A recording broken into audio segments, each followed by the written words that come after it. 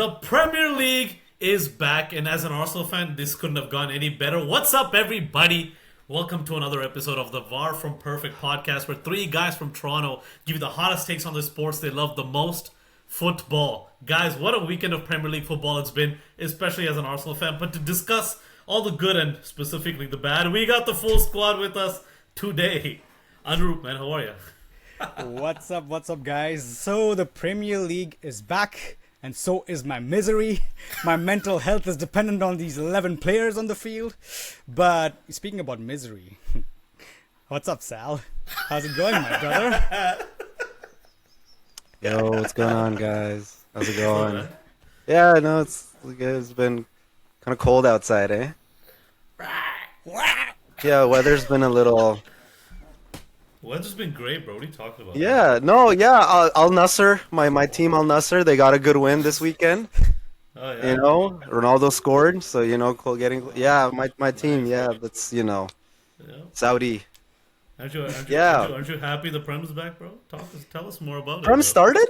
What? When? Yeah. When? Beating around the bush. Oh. Stop beating around the bush. You were busy, eh? Yeah, actually, just busy. Saturday morning I was a little busy with just slept in a little. It was working hard. Okay, look, let's hold on. Hear me out, right? We didn't left the signings a little bit late. They couldn't get the cardio in. So it's okay. So so for those who don't know, let me break it down even further, right? For people that don't follow Premier League soccer, it's a little bit different than North American sports. In North American sports, you have your 32 or 30 major league teams, and that's it. In the Premier League, it's a little bit different. We have the idea of promotion and relegation. So teams from bottom divisions come up, and the worst teams from the top division go down. And usually these teams are not the best. They're not very well funded. It really is a story of David versus a shitty Goliath. And so I look at the schedule and I see my team, Manchester United, playing recently promoted Hull City. I haven't lost to them in 25 years. Actually, I haven't even drawn to them in 25 years. They've won every single matchup prior to this. So, I'm excited. I set my alarm for 7:25 a.m. on a Saturday. I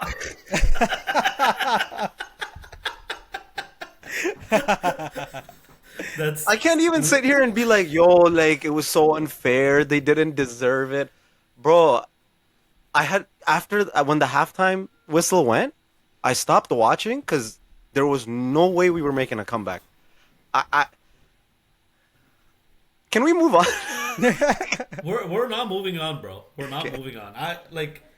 I think you've given such a brief introduction to this game. Let me tell you my perspective as a hate watcher, proud hate watcher. Woke up at 7:30. I was like, you know what? There's no way Man United is gonna give me what I want. Just so you know, Man United got beat by Hull City 2-0. And I woke up. I was like, you know what? Let me just start the Premier League. Honestly, the game before Arsenal won the Friday. Saturday, I was like, you know what? I'll wake up for a good weekend of Premier League football. And there's no way Man United is gonna give me what I want. Now I'm being too hopeful.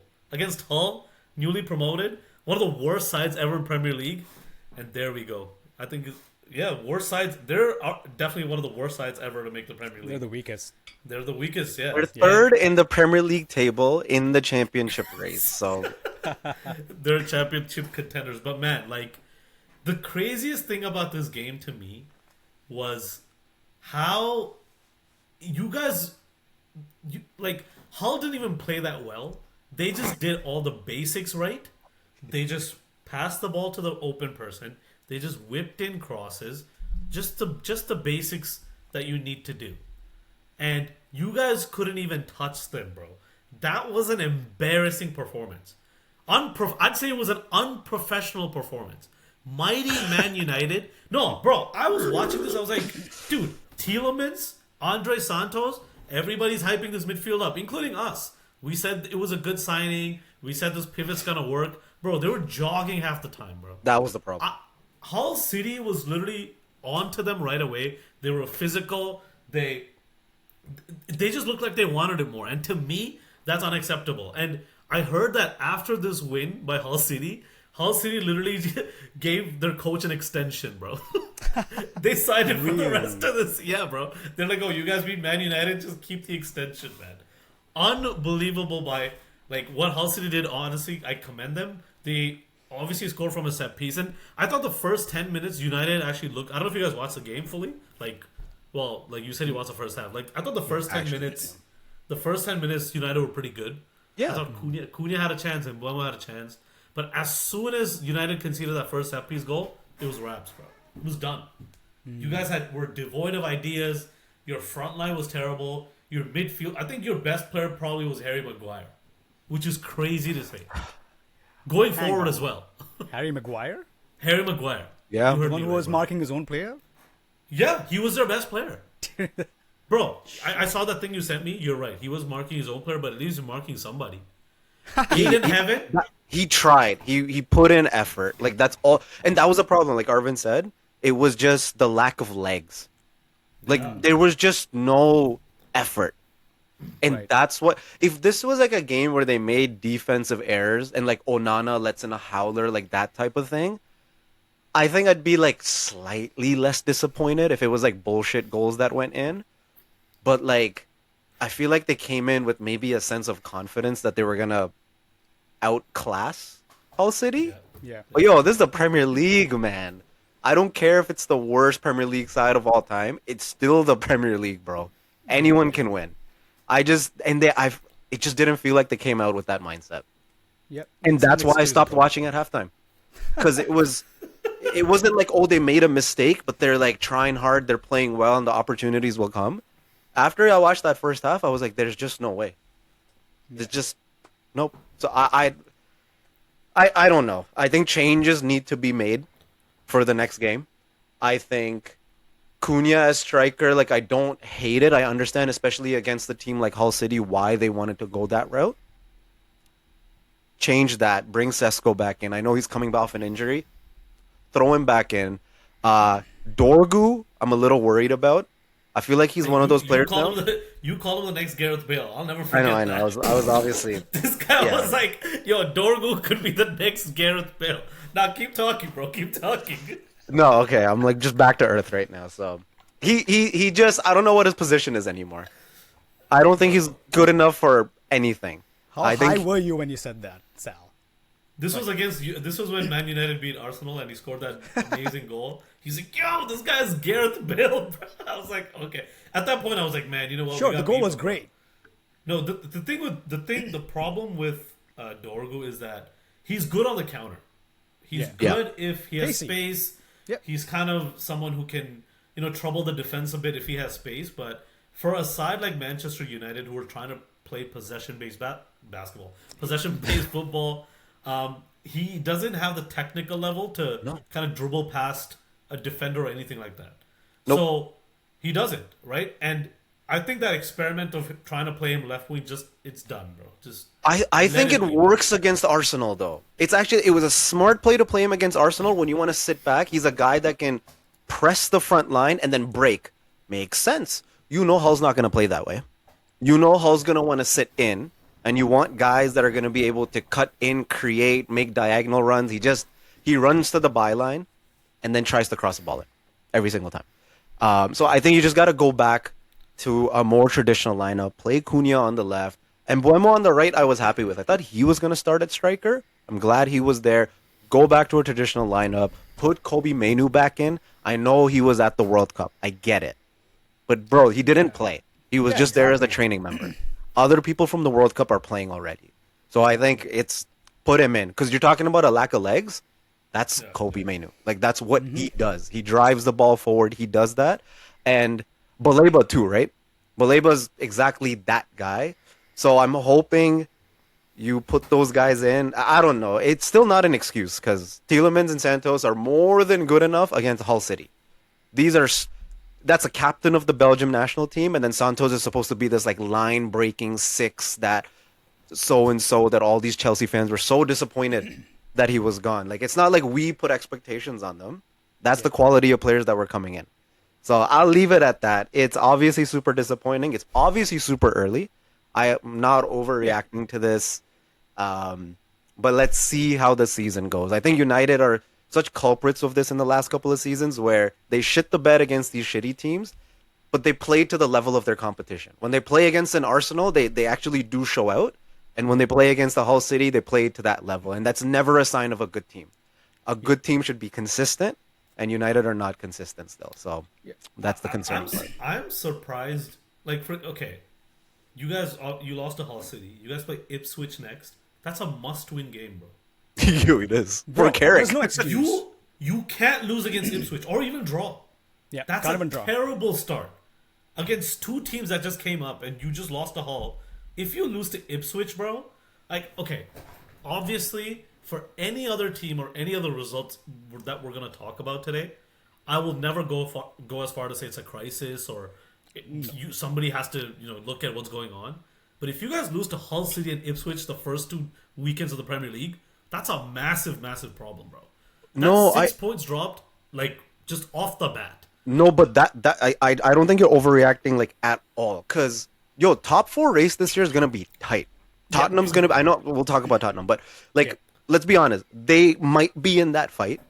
Liverpool, obviously they're gonna be there. Chelsea, we'll talk about Chelsea, but they're gonna be. Top 4 is tough this year. Yep. A lot of teams underperformed last season, and we obviously overperformed. We know. That's true. So losing 6 points against arguably the 2 worst teams in the league, that might be the difference between being 4th and 7th. That's true. Absolutely. 6 points, bro. It's crisis mode. That's literally 2 games into the season, we might already be out of the top 4 race. Like that's because I just didn't think that's how tight it's going to be this year. So it is crisis mode, man. Really crisis mode? Listen, I would not use crisis. It puts so much pressure on the rest of like the big 100%. games now. That's the problem. You need to wait for like 10 games at least. Yeah. I know. You're hitting that crisis level already. No, but it's what Arvin said. It's like for any other team in the Premier League with their schedule right now, even if Man City, let's say, loses 2 in a row, like you would still be like, they'll figure it out. I'm sure they'll be competitive. Right. But with United, I'm a little less certain because they finished 17 2 seasons ago. Yeah, that's in the back of my head. That's crazy, right? Man City, even when they go on a down period, they always come clutch at the end. Always. With Pep.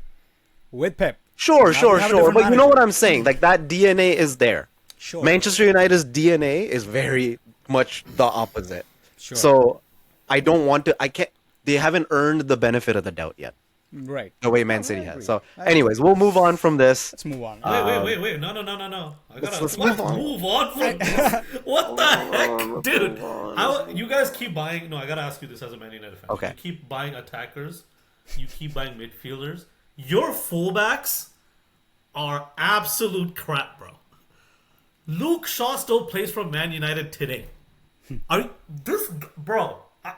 I don't know how you've gotten this far. He's had 1 good season, and you spend money on Baleba. That's fine. Your priority should have been buying a left back.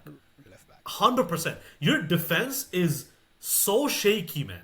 Like De Ligt's injured. Aiden Heaven looked terrible. Like Harry Maguire's probably your best defender right now. Yeah. Martinez is like still coming in. Like with that back line, he got hurt. Lamens is good. Yeah. But bro, that back line, and especially after that performance, I'm not saying like, you guys are gonna not make top 4 or anything, but I had higher hopes for United. But to seeing them play so lethargic is the word and just uninterested, I was like, bro, what am I watching here, man? These guys it's the season started, bro. It's not preseason anymore. Just start playing properly. I don't know if you're worried about the defense at all. Well, the left back thing, like I'm sure you guys have seen the rumors like of Lewis Hall, and like there's been so many rumors, and the problem with United is like they take forever to pull the trigger. Like, I don't know. This transfer season's been so slow. There haven't been even that many rumors. That's the problem. So right now, it looks like Lewis Hall is not happening. I think Newcastle feels they're already too gutted, so they don't want to give up more players. So they're going after Balde from Barcelona. Yeah. But, he's injury prone too. If you look at his track record, he gets injured a lot. So, like, is him and Luke Shaw the best combination at left back? Like, it's still, like I know, like, I agree with you, Arvin. Like, you're saying, like, there are priorities in the left, like, fullback position.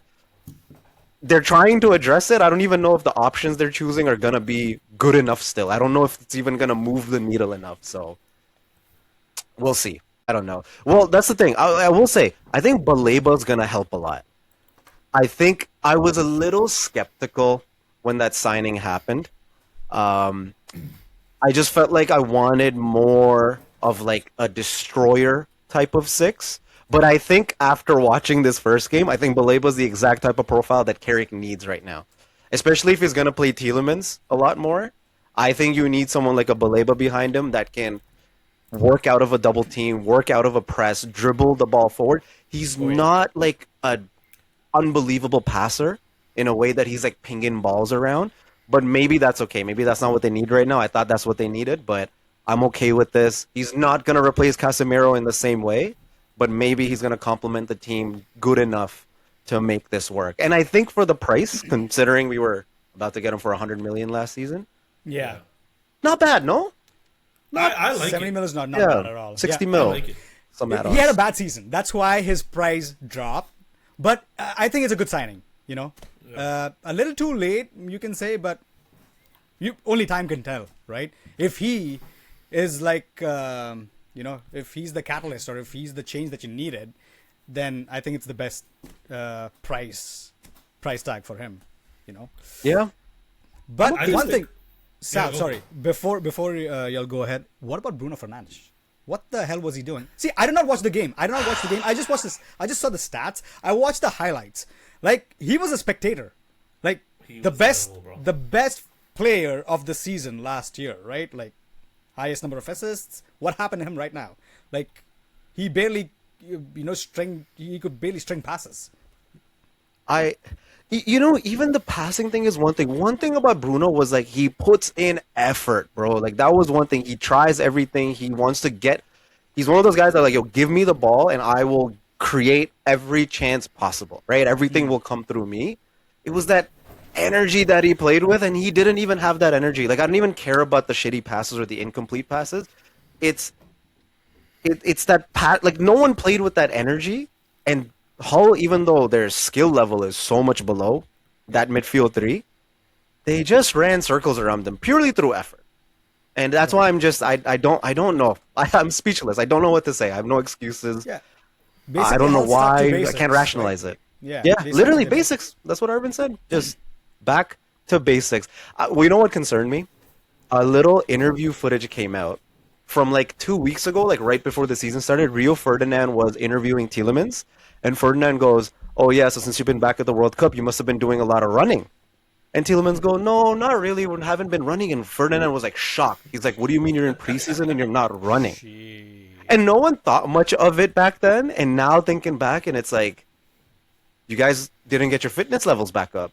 They're probably out on vacation for the last 2 weeks, especially the guys that weren't in the World Cup or had gotten out of the World Cup earlier, probably on vacation, coming last minute into training camp, not having worked on their fitness. So, Yeah. I don't know, again. Not here to make Project. excuses, doesn't matter.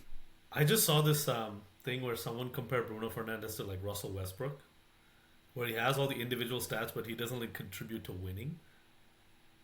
And look, man, like I don't want to be that harsh, but last season to me was obviously he's a player of the season candidate. He kind of dragged that United team, but even the seasons prior, the World Cup, this game, it's just a consistent theme Yep. of without end product, he's not running for the team. He's like pouting. His body language is the best. So I don't know. Obviously, okay, I think that's an overreaction. That's one game, but Yeah. the overall effort level, the lack of commitment, the not doing the basics right, I think that's a concern. But It is. what do I know? I'm just an Arsenal fan.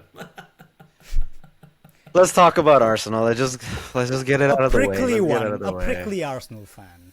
I like being a Okay, prickly one. so Arsenal played the first game of the season on Friday, and they beat Coventry 3-0 in a pretty convincing win against a newly promoted side. Okay, what's next? Hey, whoa. Did you guys hear that?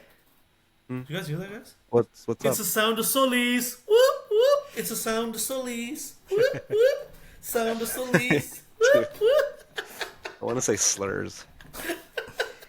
Bro. I want to say bad listen, things. Listen, man. Obviously, get it was Coventry City at home. I get it. It was a comprehensive 3-0 win. There was not one point in that game I was concerned. You know what's funny? Like, I actually was not able to watch the game the first time. So I was listening to it in the car, right? I was listening to the commentary. And I kept hearing Zolis' name, right? Yeah. But obviously he didn't score or he didn't technically assist. And then I go on Twitter afterwards and I'm like, everyone's raving about Zolis. I'm like, I didn't hear anything in commentary though. So maybe they're just kind of hyping it up. Maybe he did okay. I went home, I rewatched the game. Bro, every attacking threat that Arsenal had, every time we went forward, every time the ball was played into a dangerous area, it was Christos Zolis, bro. And the fact is, he's always at the, I don't want to say scene of the crime, but he was always there, in and around. Yeah. Right? The first goal for Havertz, he's the one who kicks it off the defender, passes it to Calafiori, Calafiori gets the assist. The second goal, the best thing about Christos Zolis is that he doesn't think too much. He gets the ball, keep it simple, beat your man, whip a ball in, right? None of the Martinelli shuffle, none of the whipping your head across. And he was so direct. His touch is great. Like, I can't believe we got this guy for 35 million. And again, I will say this, right? Obviously, it's one game against Coventry at home. I understand that. But if you watched Arsenal in preseason, he's been doing this the entire preseason. Yep. And then obviously in the Community Shield, got 2 assists, which he was incredible in that game. So, I don't know. Like, it's just, I was talking about Odysseus Jr. when we had a Greek Spartan warrior the whole time, bro. I'm not worried, bro. This is Sparta, right? We have Christos Zolis, bro. Who? Chinesius Jr., bro? Who's that guy, bro? I don't even care about this guy. Apparently he was terrible for Madrid, so. Grapes are sour. But yeah, I'm telling you, man. But yo, this guy, like, he was obviously the highlight of the game, but Odegaard looked great. Ben White looked incredible. Miles Lewis-Skelly, oh my lord. Yeah. This guy, bro. Inverting, right? Bro, his line-breaking passes, he's just so forward-thinking on the ball, adventurous. I'm excited for the season. And then, we haven't even talked about us signing Ezri Konsa, man. Yo, whatever. Dude, Saliba's injured, we signed Ezri Konsa. You have like 3 teams. Dude, Worth of center backs. Bro, I'll actually get emotional, bro. We were You can make a team of center trenches, man. backs. You can make a team of center backs. Trust me. And they can all rotate. Like, Ezri Konsa can play right back. Right Ezri back, Konsa center can play right back. center back. And then Timber's coming back. So then he's Gabriel cover. And then obviously now we have Bruno G. We're linked with Julian Alvarez. I don't know if you saw those links. Yeah. Oh my god. But that's- I know. I saw that. Everyone's booing him right now at that bloody rate. I wanted to ask you guys, like, what do you think of that? Like, because we obviously have Havertz and Gyökeres. Do you think he's a signing that should be made? Like, what do you think of the whole Julian Alvarez? Bro, links? if you get Julian Alvarez, it's done. I would say, like, forget about your Odysseus Jr. Alvarez? Bro, he would be the signing of the season. You rate him that highly, eh? I rate him really high. I would have loved to have him at Liverpool right from the start, you know, before the Barcola links and all, you know. I would have loved to have Alvarez. Like, he can play on the left, he can play as a striker. So I don't know, he could be great for y'all. I think Alvarez is so overrated. He's just not a good goal scorer. His goal scoring record is terrible everywhere he's goes. You know how many goals he scored last season in the La Liga? For this guy that we rave about that should be 100 million? He scored 8 goals as their primary striker. He's never scored 20 goals in his career ever. His goal scoring record is bad. He actually has a worse goal scoring rate in La Liga than he did with Man City. I think it's like 1 in every like 3 point something games. So that's why for me, for someone like Arsenal, I just don't get it. I think Gyökeres is like more what they need, and he should be playing like 40 games a season. And then fucking Havertz shows up, bro. Like, I don't know. Like, he shows Havertz up. always shows up. Havertz, I think goal scoring rate might be close to Alvarez? Julian Alvarez's. And he can do all the other stuff that You know what's Alvarez crazy? offers. That's You know what's true. crazy? That's true. Havertz's goal scoring record when he's fit and he plays striker second only to Haaland. That's what I'm saying. It's Alvarez actually would be the Wait. third worst goal scorer on that team. What? He'd be third. In my opinion, the third best striker on that team. That's why I just like 100 million because he played with Messi in Argentina. I don't get it. I don't know what people see that makes them think an 8-goal, 4-assist season is worth 100 million. And he scored more than 20 goals. Sal, I just put I out think the stats. he scored 8 goals in the La Liga, but he scored Yeah. 29 He scored a goals. lot in Champions League. No. I'm talking about a season. I'm talking about a season because we're talking about the Premier League. Like I'm talking about like one season. Like I'm just talking about their league season performances. There's a lot of guys that show up in the Champions League that don't show up in the season. I've never seen Julian Alvarez come out and destroy, like kill a season the way Gyökeres has, or even the way Havertz has. Like if you were getting him for 50, 60 million, go for it, 100%. He's a good rotational piece to put in with Gyökeres. 100 million means crazy. 100 million means he should start over Gyökeres. I just don't agree with that. I just don't. But in Gyökeres this should be market- the number one striker. Sure, but in this market, forget about him going for 50 mil. You know, like Yeah, no, 50 's too you're not getting him for 50 million. Sure. But I In just this market. I know. You I don't rate him. just Sorry. Sorry? You don't rate him. You don't rate him. You don't rate Alvarez at all. I'm a bit surprised, Sal. I mean, I think a he's good on player. the like, if he, on the good in right transitions. team, he can be used when you don't need goal scoring because he can do so many other things as a supporting striker. But like Arsenal don't need that. Arsenal got Saka and Zolis now. Like they don't need someone that can do all that extra stuff. Bro, just get up there and bang some goals in. Gyökeres will do that better than Julian Alvarez ever will in his career. He's just not that type of finisher. Never has been, never will be. I feel like I'm right in between you guys. I rate Okay. Alvarez. I think his hold up play is better than Julian Alvarez. No, better than Gyökeres. I think he's definitely got that quality. He can kind of make something out of nothing. But my Yeah. issue with this signing is, Right. we like if you look at our 3 strikers, we have Havertz, we have Gyökeres, and we have Mikel Merino's in there, 100%. I don't think we should look at signing someone like a Julian Alvarez to shoehorn him in left wing. Because Yeah, why are we signing that's this true. guy? Because he can play left wing, Anup. You're right, but that's not his best position. His best position it's would be not. 100 playing as a million for striker. a For- secondary for left wing? shoehorn left. But yo, this is Arteta's MO, bro. He loves to do this. Like, oh, let me get a guy and I'll play him here and blah blah blah. And I remember like last season, I used to think that, oh, obviously, you know what, like Arteta's like a manager. The fans obviously don't know anything because the whole time we were like clamoring for Miles Lewis-Skelly to play in midfield. The whole time Yeah, we were like, me we too. need someone to play. We need someone to play line breaking passes. We need someone who can pass forward. And Arteta never played him. And we were just confused as to why this wasn't happening. The moment he played him against that Fulham game, he hasn't lost his place. So maybe we keep the game simple, man. That's point number 1. So if we're spending 120, 30 million on Julian Alvarez to shift him in left wing, to me that's stupid. Number 2, look at the way he's acting in Atletico. Yep. He's good. This guy's whole He's a villain. bro. He's a villain. His whole thing is he wants to go to Barcelona. Yeah. So even if he comes to Arsenal this season, next year we're gonna be Atletico Madrid. Yeah. He's gonna want out. 100% he's gonna want out. And I know a lot of people are like, oh, you know what? He's a professional footballer. He won't act that way. I get that, but he left England already. He left Man City to go be the guy at Atletico. Why would he come back to Arsenal and want to stay there? Right. It makes no sense to me, man. If anything, if we're willing to drop that type of money, go hijack Barcola. Sorry, Anu. Sorry. Yeah, you can. 1,000,000%. can. I'm with that. If you spend more than 1000%. 150 once, if you pay 170 and you'll get him. You have I'd to rather- outbid Liverpool because he wants to go to Liverpool. We'll get into that. I've Yeah. told you all, and I stand by that. I still stand by that.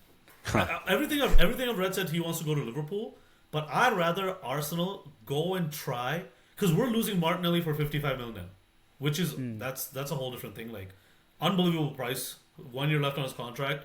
Fucking We'll always amazing. want- That's a Dude, 60 steal. mil. I'm happy with it, bro. 60 mil, no problem. That's crazy. But again, Yeah. like if we lose Martinelli, we'll have Christos Zolis. Yeah. And who else is our left winger? Alvarez, no chance, bro. Go get a proper left winger, man. Like I don't want us to lose Gyökeres or Havertz to get Alvarez. Alvarez. Yeah. and then not address left wing, because then we're losing a striker, bringing in Alvarez, and now we have to get another left winger. Just get another left winger, man. Like, Alvarez is great and all, but I don't understand Arteta's obsession with him, to be honest. That's just me, though.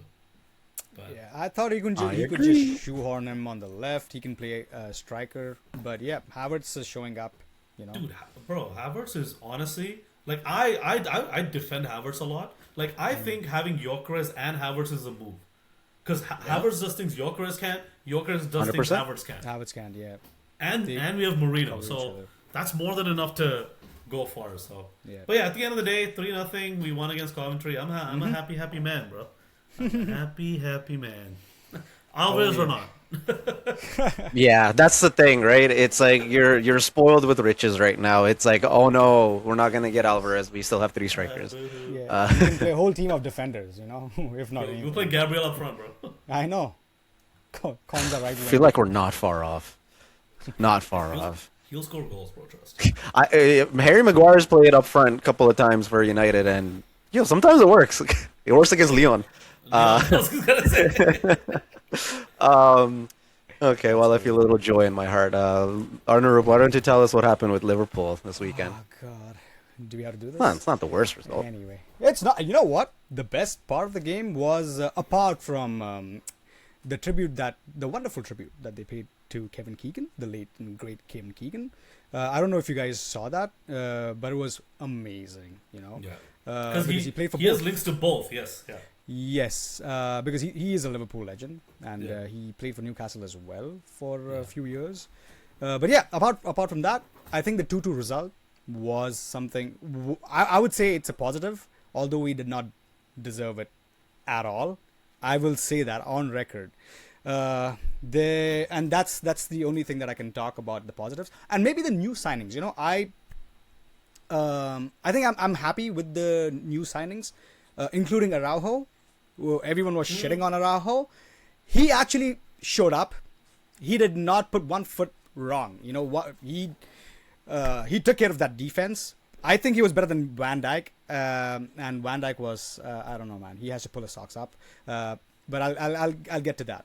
Yeah, and that's where the positivity ends. And I don't know where to start with the negatives. Come on, baby.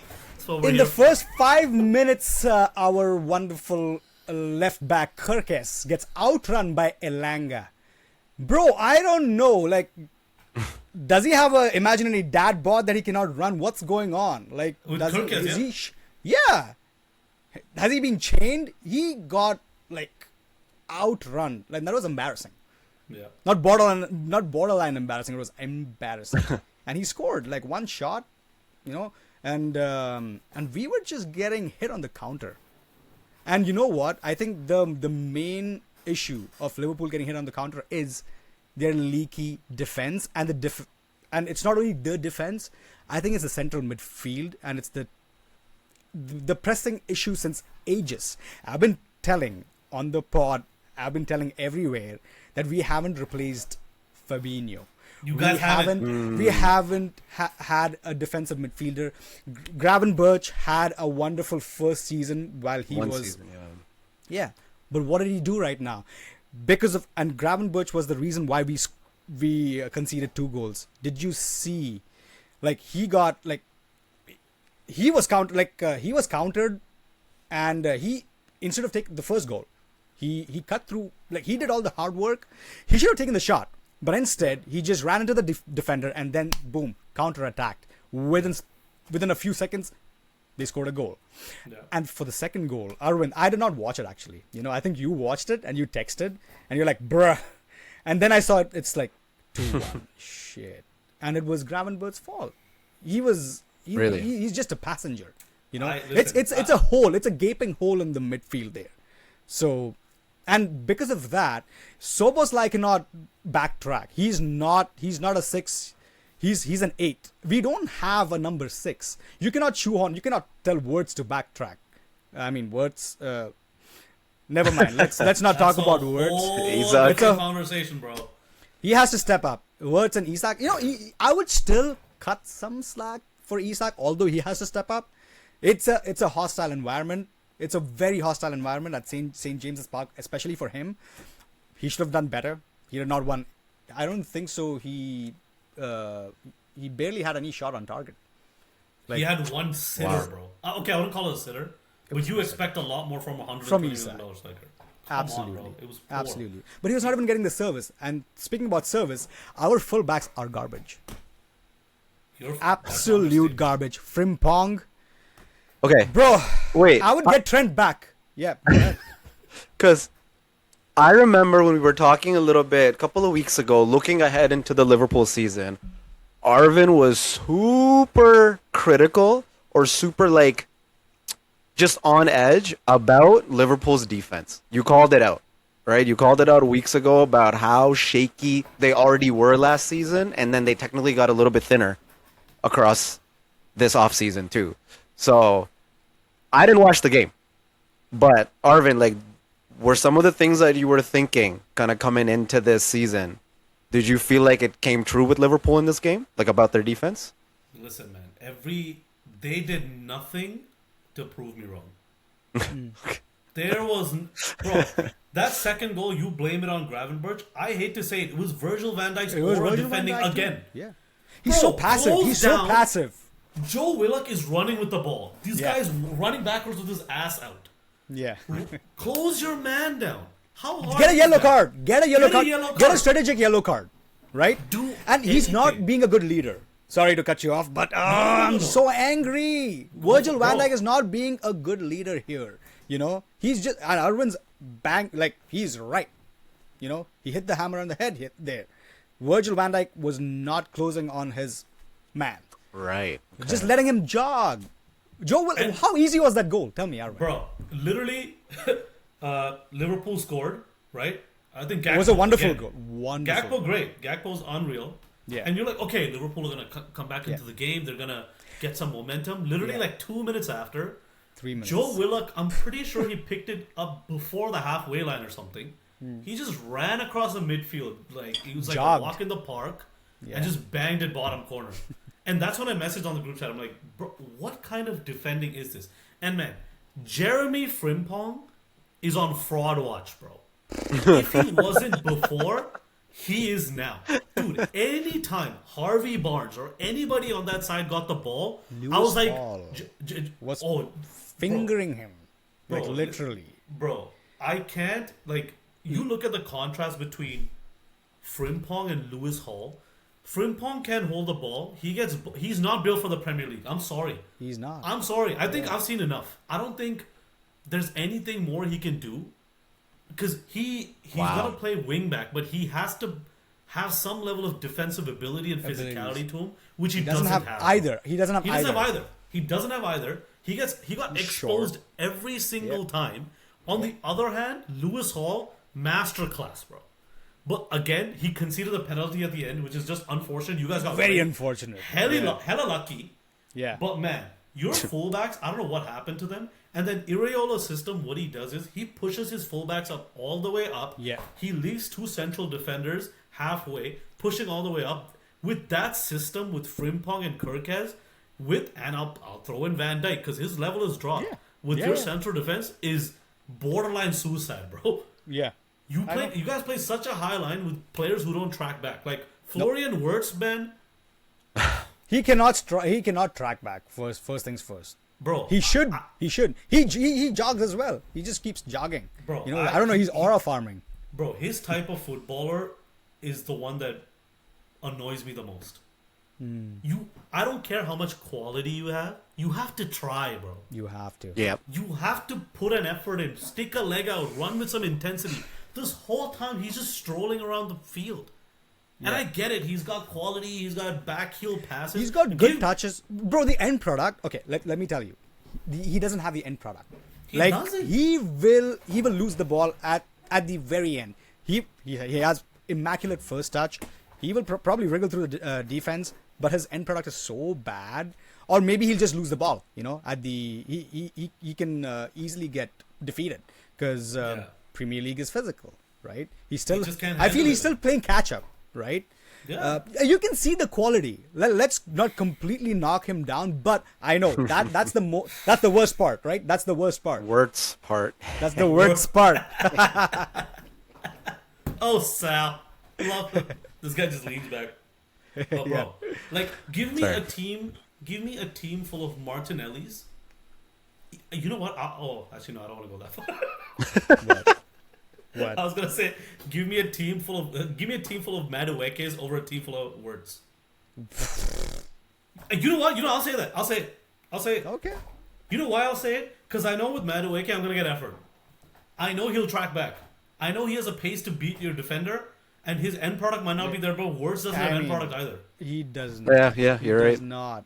Like, dude, I can't defend him right now. At this moment, I cannot defend him. I actually don't disagree with that take. That's a crazy fucking take, but I That's a kind of crazy don't take, disagree Come with on, it. that's going a little too far. No, but I don't disagree with it. I think you like a shitty Madueke game is better than a shitty Words game, but you get a lot of shitty Words games. Yeah. So like, That's I'll because- take a lot of shitty Madueke games instead of a lot of shitty Words games. Anurup, I'm not saying Madueke is a better player than Words. No. I know. I'm not saying that. I'm saying the reason I'm saying 11 Maduekes is because Madueke at least he tracks back. At least he puts an effort in. I don't see that with Words, bro. Yeah. I don't see him as a physicality, and all this grace period stuff is done. It's bro. gone. He has to perform right He now. I has get to it. perform. Him Yeah. and Isak have to show up. You guys paid what, 250 mil for two players, bro. Yep. They have to. Yeah. I Like, know. There's no this- place to hide right now. there's no And place listen, to man, hide. he doesn't have to just keep on backtracking. Like, even if he doesn't backtrack, get your game sorted, right? 100%. Like, work on your finishing product first. Everything is good. I mean, forget about the backtracking. He has to do that. It is the Premier League. You have to do everything. You have to link a play. So, but I don't know, man. He has to step up. I cannot keep on defending Words.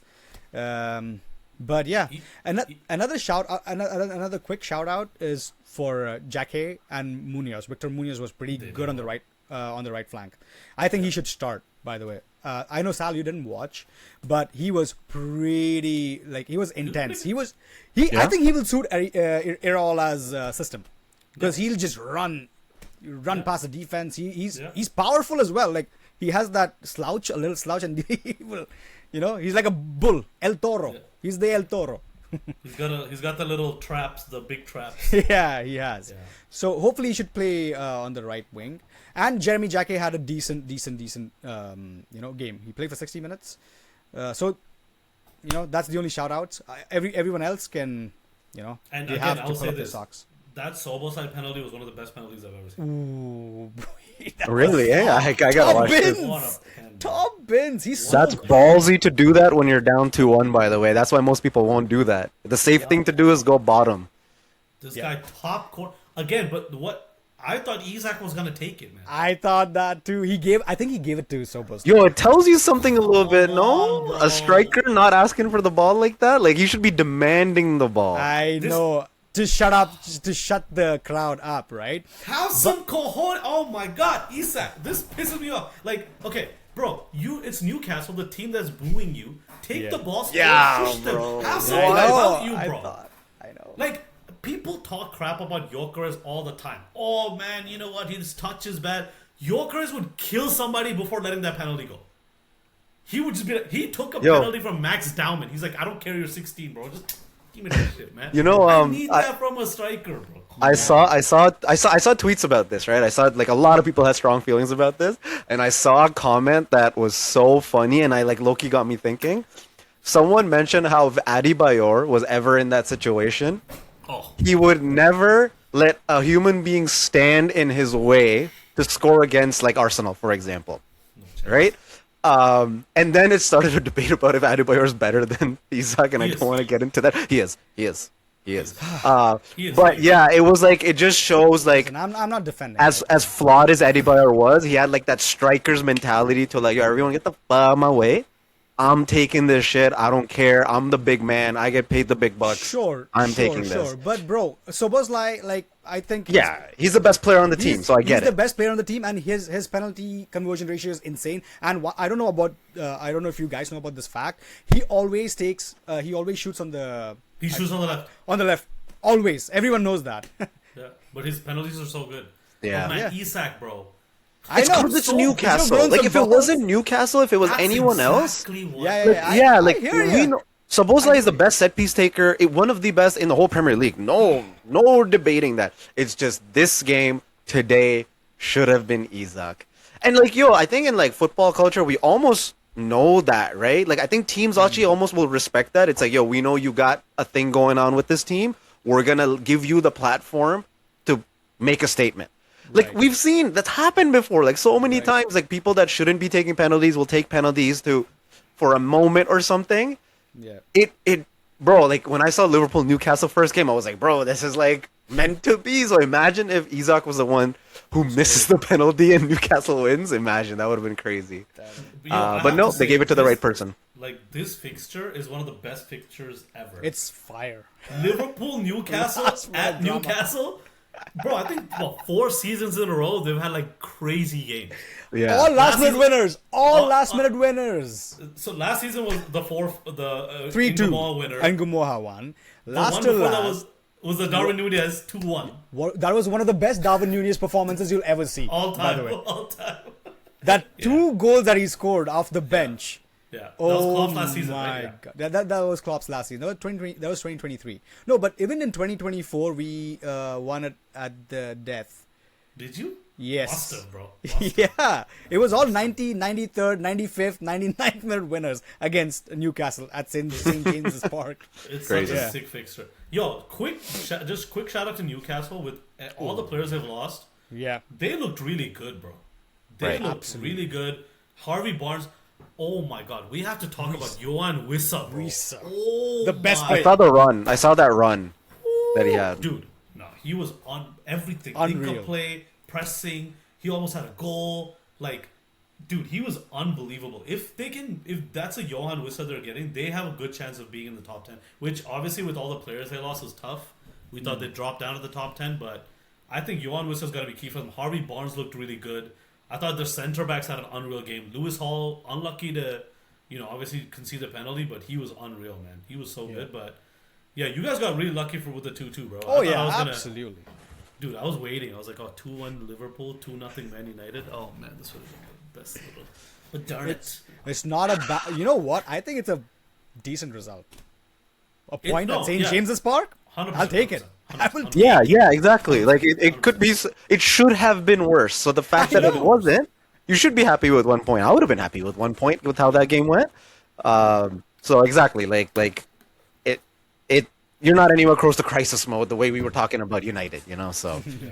it's. I think you can live with this and you kind of move on. It's okay. And Newcastle's always tough. Like regardless of who's on that team, going up north and playing up there, always tough. Always tough, no matter how good or bad they are. So it's okay. Do we wanna anything else before we move on from Liverpool? No, nothing else. I think we're good. I think we're good. We'll sign move on. us a defensive midfielder, please. Please. Are you linked with anyone? No, that's the problem. That is the problem. I thought we'll be at least getting linked to Adam Worthen, but no. We had a bid rejected for Minte. Why are you? I mean, I know we need wingers too, but You we linked to need 3 wingers, bro. 3 wingers. No, not 3 wingers. Just Barcola and Minte for now. Mbaye, And Minte. no, Mbaye is too expensive. Is but- that?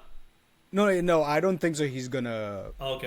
Liverpool's not gonna proceed with him. But I don't know. It's gonna happen. You never know what's gonna happen in the transfer market. But please, defensive midfielder. Yo, That's Manu what- Kone, man. Manu, yeah, he's a good shout out. Bro, speaking about defensive midfielder, who's that player for Brentford? Oh, we'll talk about him. We'll talk about him. I'm dying to talk about him. Bro, yeah. Mamadou Like, Sangare. Sangare? Oh, God. Let's go. Let's talk Let's about go. Tottenham, right? Because Tottenham made. How much did they spend this? How much did they spend this summer so far? 150? 300 already? million. 300 It's got. I already? think it's like 300. Yeah, especially with who was their more recent signing? Savinho, right? Savinho. Yeah, that was 100 80 million. million. 100 plus 80 plus what? Something 50 for Marmoush or something like that. Whatever. Like a lot between. 85 for Savinho and 50 for Marmoush. Yo, that's so shady business by City, but we can talk Yeah. about that later on. Hey, That, yo, okay, that's Marmoush, mad because they don't want to smart, give money to Frankfurt. Yeah. Smart. And there's a clause, Yeah. but that's shady. It is shady, but like I respect it. Yeah, like I get it. You respect? Like, yeah, I Bro, do. 'cause Of course, I okay, do. Because that's a gray line. It's not illegal. It's not.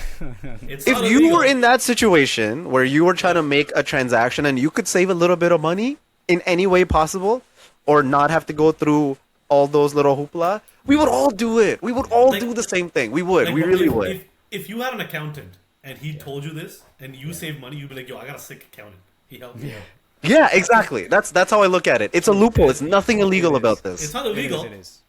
because they packaged the deal, bro. They Yeah, got both it doesn't of them matter. 120. It doesn't matter, Yeah. bro. Yep. How they could how have they swapped put it. that. They could have swapped Sure. it. Like Marmoush for What's 80, it matter? It means no difference. The same amount of money is being transferred from one bank account to another bank account. Smart. Okay. Yeah, I don't mind it at all. It's shrewd business. We know Man City. At least they can do that. Anyways, fuck them. Whatever. But Tottenham, whatever. Big money, right? They spent money.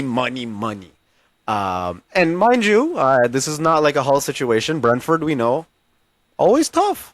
No Yeah. matter who's on their team. But I think I had high hopes for De Zerbi, man. I don't know why. I have no idea what he's done to earn people's trust, but I just thought, I think this guy might actually figure it around. They actually made some like solid signings. Yeah. I don't know. Yeah, I don't know. Oh, bro.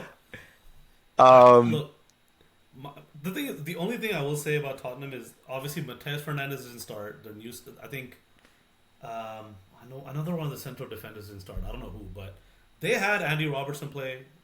Van They had Hecke Tonali play. They had Tonali play.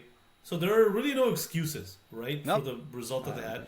Conor Gallagher in the 10, bro. I don't know what, bro. This guy is not was a 10, bad. bro. Who wasn't bad for Spurs, by the way? Like I can, like Mikey Moore was captain, which was insane. He was like one of the 20? youngest 20 Yeah. years old.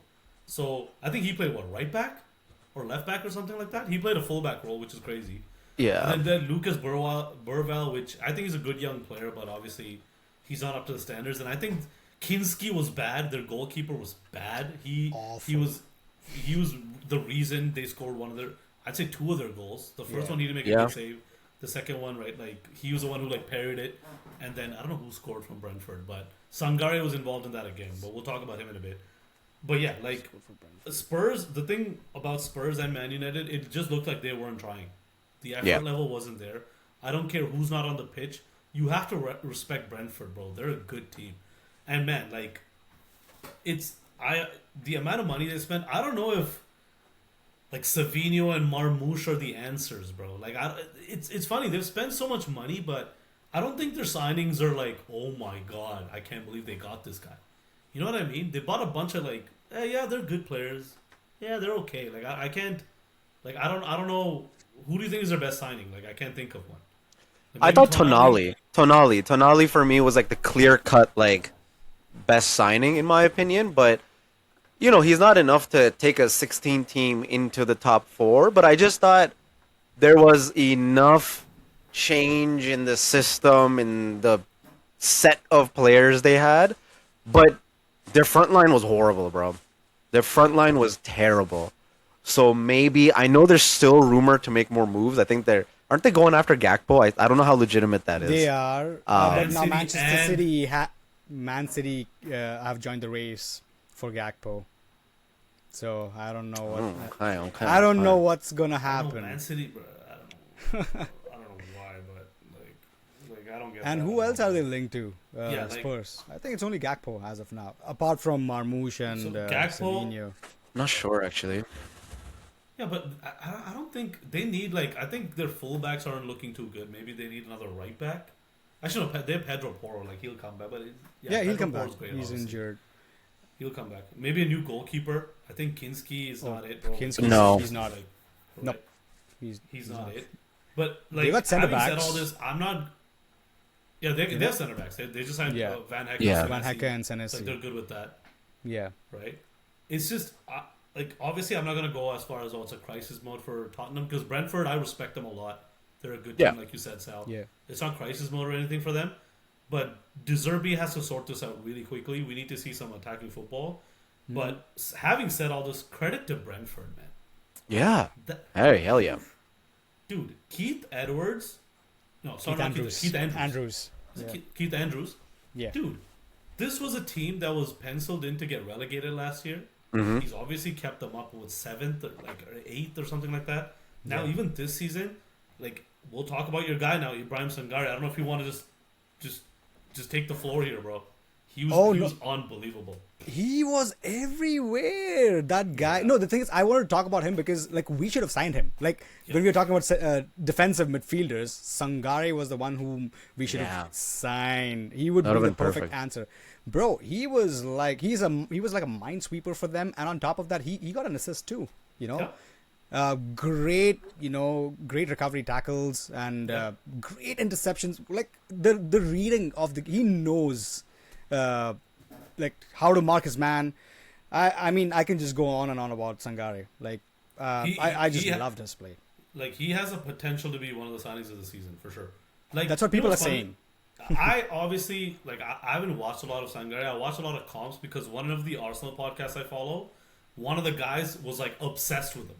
He was like, yo, trust me, Sangare is going to be the guy. Like, if we could get Sangare, we should get Sangare. When Brentford got him, I was like, oh, snap, this guy's going to be good. This was the main reason I wanted to watch the Tottenham game, to be honest. I was like, man, I want to see how he plays.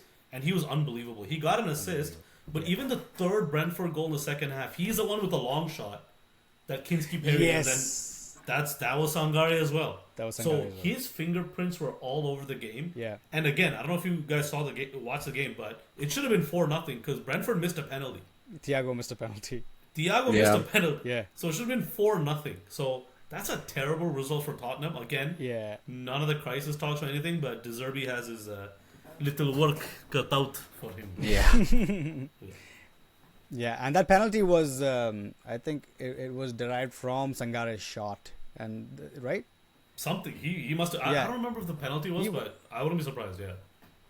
Was it, or was it the second? I'm not sure. Maybe I'm not remembering. Correct. But yeah. But Yeah, he not- was influential. That's all. That's all I can say. Let's talk about Man City a little bit. But before we talk about Man City, they also spent £100 million Oh, yeah.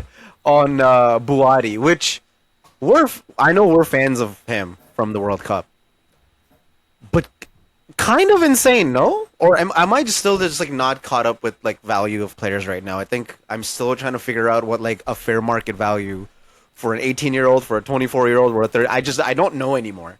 I don't know what's going on. Especially this season, I don't know what's going on. He was supposed to be available for 60 million during the World Cup. Right. Now Okay. he's getting signed for 100 million. The market is just getting inflated, and it started with Manchester City signing Elliot Anderson for 120 mil. Yeah. Right? True. And then Morgan Rogers, and then it's just snowballing right now. And that's one of the reasons why fucking Barcola is not getting signed. Because PSG won 170 million. But you know what's funny? If you look at the criteria of the players that were signed for these high fees and you look at Barcola's resume, Yeah. is PSG crazy? No, they're not. You're like, you signed Morgan Rogers for 117. What has he done in the game? Now you're asking me to sign a 2-time Champions League winner, French international, who's one of the youngest prospects. Okay, if this guy is 117, you And a gotta hot pay prospect. 150 for Barcola, bro. 100%, Totally. right? But like, the thing with Man City is like that game, dude. They were really lucky to win that game, in my opinion. Yep. Bro, Bournemouth were on their necks throughout the game. I thought they played Mark Gahey as a central midfielder. Central midfielder. Yeah. What was that about? Hey, you know what's funny? He was okay. He was scored pretty a goal. good. He He scored scored a a goal too. But True. I think this was just like Enzo Maresca's way of saying, "Hey, look, I need some help here. I have to play Mark Gahey." But I don't feel bad for Man City at all because Nico Gonzalez is still on your bench, bro. You could have played him, but you're playing Mark Gahey. Now Nico Gonzalez has gone to Newcastle, I think. Newcastle. Right? Smart signing, by the way. 50 Unreal million. signing. Yeah. Bro, he was good Right? for them. Before Rodri came last season, he was really good for them. Yep. Right? So, they obviously had that mismatch. I think Foden was playing on the right. Mm-hmm. And I was like, okay, like, this is the year for Foden. Like, he's gone under the radar of how bad he's been. Like, people are not talking about this enough. This Yeah. guy was PFA Player of the Year 3 seasons ago. Yep. Now he looks terrible. He had, like, a great flick pass. And I was like, oh, snap. Okay, Foden's back. And that's it. Done, bro. He was just coasting throughout the game. He didn't do much Yeah. at all. Haaland was, I don't know. I don't know if him cutting his hair messed up his aerodynamics, bro. Bro, he couldn't judge the flight of the ball anymore. Like with the hair, I feel like he has some more weight than he knows. Clear crosses, he couldn't. Like he didn't know when to like head it properly. Semenyo on the left again, like What was he doing, man? Bro, He was Semenyo- struggling on the left. bro, Semenyo, his first touch is not the best, bro. No. Like Yeah. it's he hits the ball, it just kind of dribbles past. It's like, okay, bro, like you need to get your shit together, sort of thing. And then Turkey needs to Bournemouth- start. Yeah. Oh, Oh, Turkey has to boy. start. Guys, That's a Shirky bonus has been for their best player. He played for what? For not even 40 minutes, right? No, not even 30. 20 minutes. minutes? Yeah. I think he had the most, like he created the best chances. Like He four. both assists. Both assists. assists. Both assists. Yeah. Yeah. And his ability to run past the defense, and especially playing in those tight spaces. I don't think so. I think he's the best in the league as of now. Yeah. Closest thing to Elise in the world, I think. At that like ability Sure. to have that close. Let's leave Messi out of this. But like like that silky smooth close dribbling. It's like one of those guys where when he picks up the ball and you're not on the opposing team's supporting section, you're just nervous because I just feel like out of nowhere he could do something. Yep. Few players have that, but apparently, again, I don't know how true this is. I read this online. Apparently, he's like horrible in training. Like, you know how people used to talk about Hazard?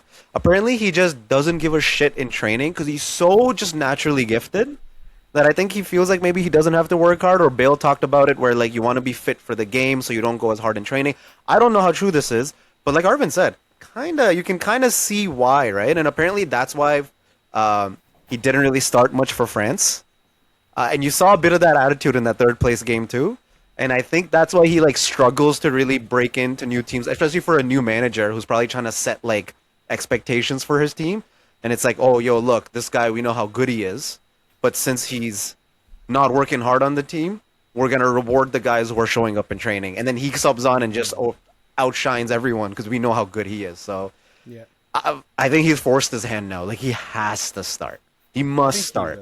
He will. He's their most important player at this point. Yep. Like even I'd say, because the thing with Haaland is he's a great finisher of moves and magic to happen, but Brian Turkey creates the magic, bro. He's What the does one that- Foden do better than Turkey?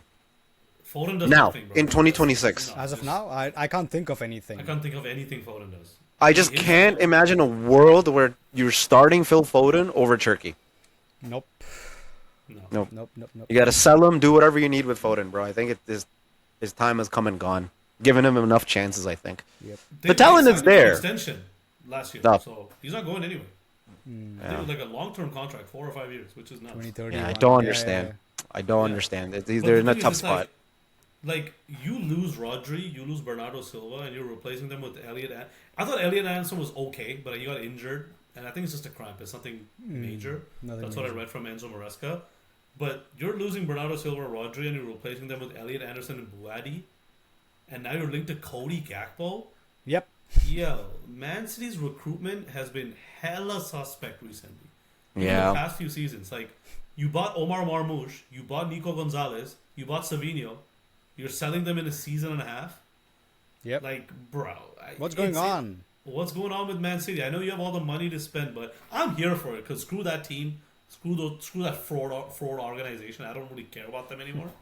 But I've never cared about them. But yeah, it's like I don't know with all that money what you're really doing. And it's funny. I watched that game. I was like, okay, like this is the team that I have to I think will push Arsenal all the way. I don't know, bro. I don't know. I didn't see a team that was like confident. Obviously, it's the first game of the season. Yeah. But they have a lot of shit to work out. But yeah, like Bournemouth were unbelievable. Super unlucky to lose that game. Yep. So wouldn't Gakpo would only leave if they sign Barcola, right? Yep. 100%. And you know what? After his performance against Newcastle, I was telling to everyone that I don't think we should sell Gakpo because he is the only one with experience now at the front. Even Isak, he's relatively. I mean, True, sure, he's actually. not new, but the one with experience is Gakpo. He doesn't have game We time. have Rio, Yeah. exactly. He doesn't have game time. We don't have Salah anymore, right? And we have Rio, who's young, and we have Munoz, who's new, and then we'll get Shit, Barcola. good point. Right? Ekitike is injured until Jan, and I don't know, maybe till Feb. We won't see him. Who's the backup for Isak, who's already injury prone? Gakpo can still play as a striker. True. Yeah. Think about it. So I think we should not sell Cody Gakpo, but we will. If we get Barcola, Cody Gakpo would not want to be a second choice, player.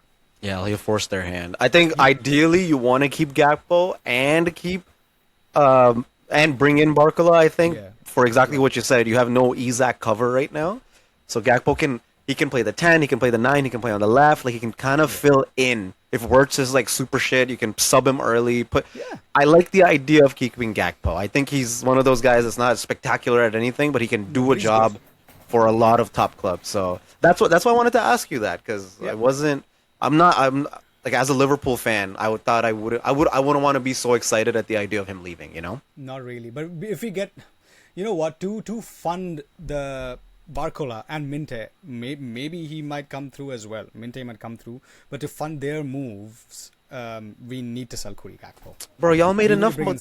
The new owners, right? Like, Bezos, bro? Yeah, like, what do you mean funding? We're going to deliver it by Prime. Deliver by Prime. Same day delivery. Same day delivery.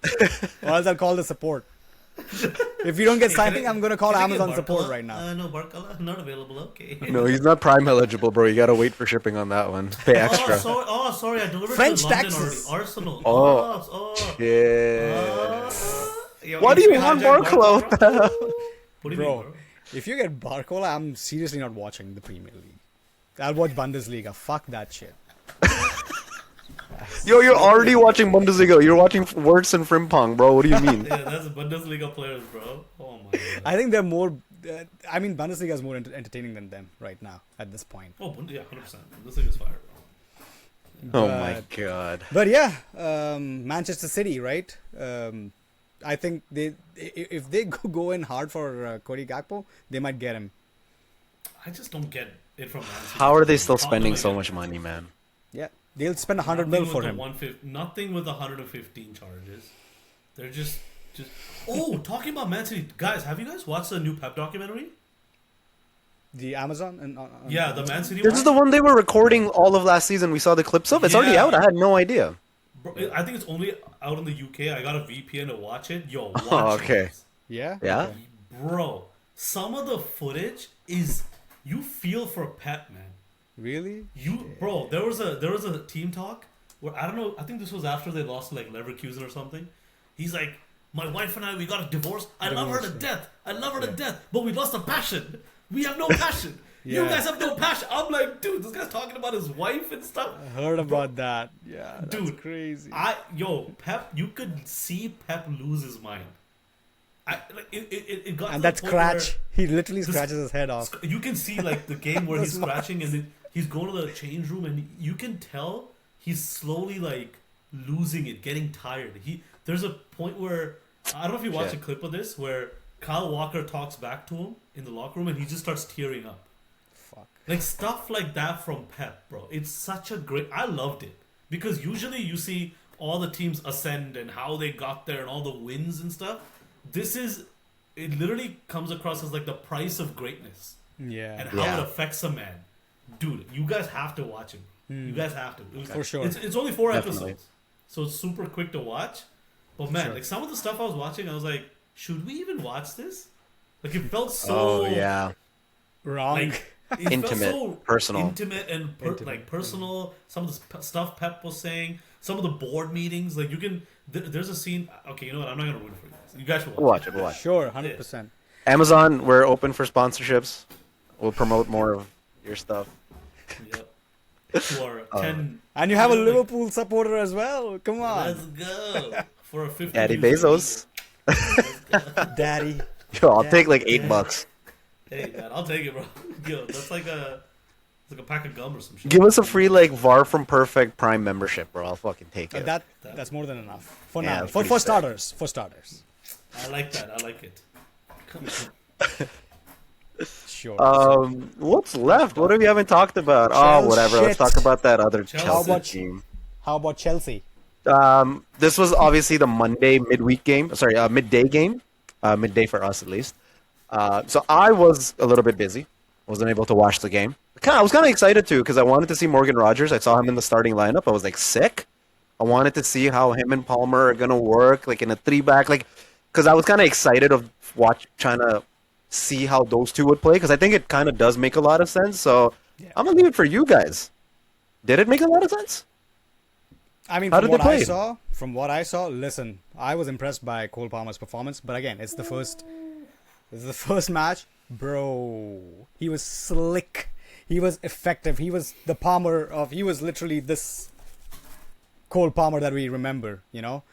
My goodness, the control that he had, and he was just menacing the defense. Like, he was so good, like, through and through. And I think their partnership will click. Even if it did not, you couldn't see it play out in this game, but I think they will click moving forward. Like, I see Alonso, working them out. So, I don't know, Arvind, what about you? What did you think about? To me, the biggest highlight of this game was Palmer's back, bro. Right? Yeah. Wow. Man, he was unreal, man. Some of his little touches, how decisive he was. He looks like he has his pace back. Okay, obviously Palmer, like, we all know how good he is and what he's able to do. But Joao Pedro again, I hate to say it, man, he's actually cold, bro. He is cold. Yeah. His link-up play, he makes the game look so easy. Chelsea scored within 30 seconds of the game starting. Crazy. Cole Palmer assist, Joao Pedro chip, and then they had another chance where Cole Palmer whips it to him, and then he almost had like a scissor kick goal. Yeah. But it didn't go in. So Joao Pedro was really good. I will say this though. I saw a lot of people talking about Morgan Rogers. Oh my God, the front three. He scored a goal. Morgan Rogers scored a goal. It was a tap-in. He didn't do anything else in the game. Nothing much. Interesting. Nothing Okay. at all. Super quiet. So this whole thing about, oh wow, the front three, I didn't see anything from Morgan Rogers. Not saying that he's not going to make an impact in the future. Yeah. Of course he might. But this game he was hella quiet. Yeah. But again, the thing with Chelsea is we know how good they are going forward. Their defense is still a massive issue, bro. Yeah. And Robert Sanchez, bruh. Your time They need is to limited, replace bro. him. Yeah. So what happened with Robert Sanchez? So the first goal that Fulham scored, the guy from Fulham, Josh King, bro, what a strike. What Bro. a strike. And that, you know what? Sanchez should have done better. It was a 100%. clean strike. Yeah. I mean, I think an average keeper would save that. I know it was a one-hand save, but come on, man. You do better. Where's your reflexes? You're a goalie, Right. Bro, for God's it was sake. near post. It was near post. And Yes. like, the one thing I'll give Josh credit for was he was in a position, like he couldn't, bro, he dribbled through. He was in Yeah. the box. Like Yeah. he played a little 1-2, got into the box. And it was a good position to whip it across the box. Yeah. So I think Robert Sanchez anticipated him to whip it.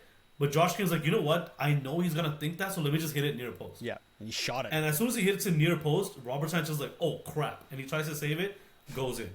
The second goal Fulham score, Robert Sanchez parries it out to a dangerous area when he should have just caught it or hit it like far out. And then Fulham score again. Right? So both goals were Robert Sanchez's fault. But this game, right? Obviously Chelsea won 3-2. Palmer scored, Morgan Rogers scored, Joao Pedro scored, right? And everyone will look at the scoreline and be like, oh, you know what? 3-2, Chelsea dominant win. This might sound like a really stupid thing to say. After the first goal Chelsea scored, Fulham were dominating that first half, in my opinion. They were on their necks. They got a deflection. Morgan Rogers scored. It became 2-1. Second half, same story. Chelsea started really well. Cole Palmer scored. It became 3-1.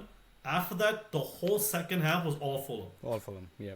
All Fulham. They were the ones attacking. They should have, it should have at least been a draw.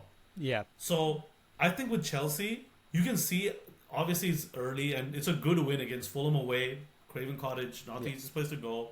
So it's a good win for them. But I think to come in, because I've seen some tweets already, oh, you know what? I think they're the ones that are going to directly challenge and they're ready for that. I don't think so. If they have that goalkeeper and have that defense, they're too erratic, man. They're so transitional. And the thing is, with Fulham, they split their center backs so wide. I think that's Arbeloa's tactic. But that's stupid when you have Cole Palmer, Morgan Rogers, and Joao Pedro. They're so good at exploding space. So that played into that too. So good win for Chelsea, 100%. But I'm not gonna go as far as saying, oh, they're gonna challenge and stuff. Yeah. No. But honestly, I really liked their passage of play whenever they had the possession. Yeah. Chelsea were pretty good. I know you're a bit critical about their defense. I think you can. I feel Colwell was rash. Was compared Achimpong, right? That's his name. Achimpong. Achimpong didn't do anything bad. Lacroix, Lacroix was I think he was the standout defender for Chelsea. He got an assist as well. So I don't think so. He put a foot wrong. He was pretty rock solid. Levi Colwell was their Achilles heel. I feel. He was lucky not to get a red. Yep. I thought he would get a red with that second challenge. The second push, yeah. He pushed, but and nobody appealed. So he was already on a yellow card, and then he just pushed King, right? Mm-hmm. But like the thing with Chelsea though is like Caicedo didn't start, so that's always Palestera didn't start. So once Caicedo comes back, they have Lavia. Enzo Fernandez was getting booed, which was funny. He deserved to get booed. Like exactly. But because of the England thing, obviously, like once Caicedo comes back and once they get that system going, I think they'll be fun as hell to watch. They're gonna be a fun team to watch. Yeah. Top just 4. as a neutral, I'm gonna tune into Chelsea games just to watch them. Yeah. A little bit of hate watch, not actually a lot of hate watch, but still, it could be fun to watch. But yeah, I don't they need to sort out their goalkeeper for sure. Like that guy, you're not gonna win it. He could cost them winning something. That's how bad he is. Damn. Yeah, I would say so. I agree with Arvind because, bro, Sal, just watch the first goal that Joshua King. Was it right. Josh King. Josh King. Sorry, Joshua King is a different player, right? That was a striker from before. Yeah. Yes. Yeah. Bournemouth. Yeah, but you should watch that goal, and you're like, how did he not save this? Like an average. Hey, I've been there. I've thought that many times over the last few years. Many times. Oh, nah.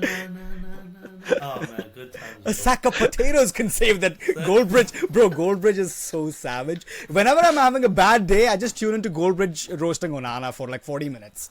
He's too good, bro. Guys, I'm sorry, this is a complete deviation from Chelsea, but since you brought up Man United, I have. This is something that's been what the playing fuck? in my mind. No, hold on.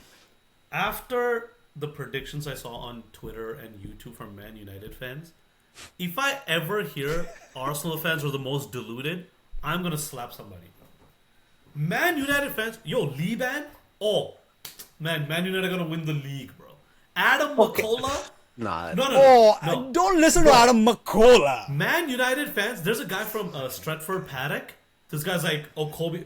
He was predicting Man United gonna win like 21 games in a row. Man United fans, they're like, we're gonna win the league, bro. We got the defense. We were consistent, bro. I couldn't believe what I was hearing. Like Liez was like, bro, you guys are stupid. Shout out Liez.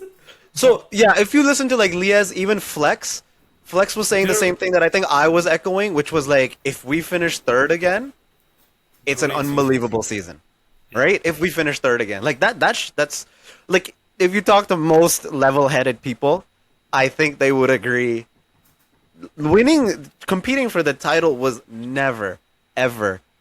If we spent 450 million on the summer for like big like Chouameni came and somehow like we ended up with Barkley and like Lewis Hall, and if we just revamped this player with like a couple of 100 million players and depth, sure. But Santos, who was struggling for game time at Chelsea, Tielemans, whatever, right? Solid players, sure. And Baleba, who's obviously coming up. Like, these are not signings that, like, a team that finished 16th 2 seasons ago is going to finish for a title race. Like, it's not. I think it's obvious. Like, I think so too. But you had a bunch of Man United people in the space. I look at Twitter. United, bro. Carrick Ball, bro. Carrick Ball, dude. No. Bro, I read this comment and you know how like there was this whole quote about like, I never believed in magic until I saw my dog turn into a snake.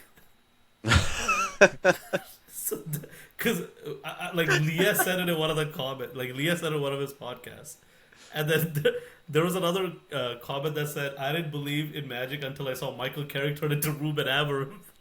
Oh my god, I knew that was coming. Yo, that's bro. listen. It's just the first week. Bro, Okay, let's nah, not. Man United about all the banter, bro. I was just devouring that Yo, stuff, man. It the was so first game of last season was against Arsenal for us, I think. I'm pretty sure. I think we had watched that game oh yeah, together. together, yeah. And it was the one where we had lost, I think, off a corner at the end. But I remember watching that game, Armin. And do you remember what I said? I was like, yo, after what happened last season, it was so refreshing to see a team that was that was just trying, that just went at Arsenal. And it wasn't about the result. It was just about how they played, with like how Cunha was playing, how Mbuemo was playing. Like, it just like, okay, there's something here, right? And they were better, right? Even with Amorim, they were seventh when he got let go. So Yes. better, not good enough, but better. And this season, it was like, and that was against Arsenal. And this season, like, why are we back? Why did you bring this back up? What, we were done. I was like, yo, how do we switch to outro? Like, we're done talking about Chelsea. How do we? And this motherfucker goes, yo, sorry, taking a little sidestep to the fucking Manchester United, dog. Like, why? I gotta bring that up every time, G. I'm like looking at the clock, and I was like, yo, we're already going for some. Anyways, whatever. Fuck this podcast, man. No. This was playing in my head because I was looking at this United creators and stuff, and we get a bad rap. And I remember when we were in the mud, we finished second, like far off. I don't remember people saying, "Oh, next season ours is gonna win the league." We were like, "We're shit, bro. We used to take our fucking L's. We have allowed United, bro. Oh my god, yo, nah, we're Manchester United, bro. You guys Living just 30 relax, bro. I forgot one of the former players said it. I don't know if it was Scholes or if it was Roy Keane. They talked about how Manchester United had that DNA before, right?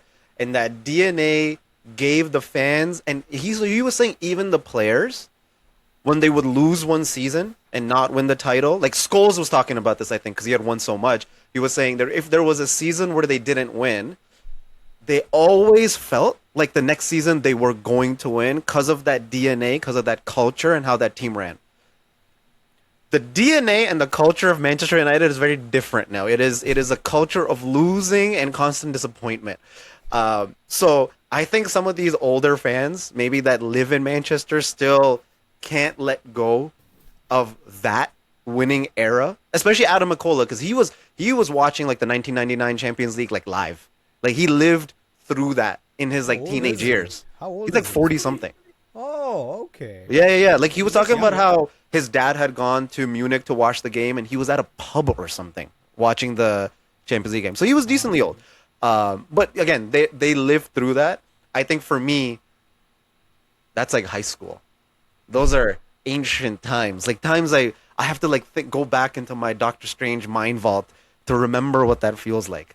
You know, Aguero moment is closer than that golden era. There is no DNA anymore. There's no belief. There's no faith. There's just constant reassurance of disappointment. You know what? My expectation is if we win the Carabao Cup, oh my god, I will run a parade through the city, bro. Top 4 and a Carabao Cup. Oh my god, give it to me. That will feed me for like 2 years at least. I just feel like, yo, you guys, like, even as an Arsenal, obviously, like, we've had a rivalry with Man United. Like, I would love to see Man United Arsenal again. That would be, I would like nostalgia, bro. I think in the next 18 to 24 months, it's on the cards. Like, if the team progresses and more signings take place, it's something that United can work towards. But are we there? Oh my god. No. Keep dreaming. Keep No. dreaming. Liverpool's coming, bro. Oh This will haunt you. that meme kills me. I can't lie. That meme is too funny, bro. The brown aunties. I can't lie.